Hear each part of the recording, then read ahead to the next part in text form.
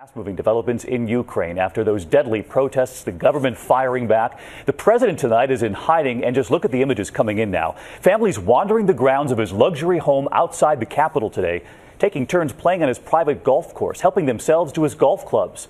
And now the former prime minister is now freed from prison where the president had put her, reaching out to her supporters right there. But with no one in charge tonight, America watching very closely, a country that had been moving closer to Russia and away from the West, now in a dangerous limbo. ABC's Alex Marquardt in Kiev tonight. Alex. Good evening, David. What we saw here today was a revolution. For the second time in a decade, Ukraine has ousted its president, sending shockwaves from Washington to Moscow and dealing a massive blow to Vladimir Putin's Russia.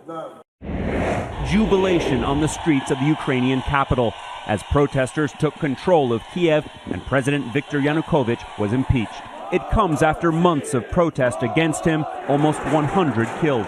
Kiev's Independence Square has been the bloody battleground for the protesters who want an end to corruption and rights abuses to become closer to and more like Europe and the U.S. Yanukovych, who has kept Ukraine closely tied to Russia, has fled the capital. Today, he refused to resign, comparing the impeachment to the Nazis coming to power. This afternoon, crowds of curious Ukrainians streamed into Yanukovych's sprawling compound. I can't believe that such place can exist in Ukraine. On its golf course, Anton Ivanov found this club with Yanukovych's initials engraved. You just imagine all the ranges of the corruption that happened in Ukraine, and it's crazy thing. Nearby, a zoo with ostriches and peacocks. Elsewhere, a garage with dozens of antique luxury cars.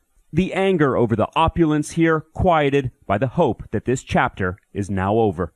The next chapter will likely feature Yulia Tymoshenko, a longtime foe of the president's who was just released from prison today. She spoke to protesters tonight here on Independence Square, calling them heroes, but telling them not to go home, that their job here is not yet finished. David? Alex, our thanks to you again tonight.